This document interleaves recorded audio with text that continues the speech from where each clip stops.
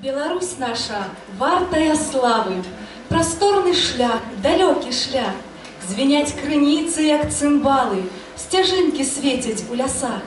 Беларусь — гэта гордасць і казка, як сонца шчодры наш народ.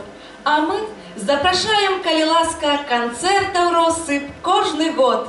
Музыка і словы Эдуарда Селіцкага, аранжыроўка Андрэя Цапко, звеняць цымбалы і гармонік, салістка Аксана Козловская.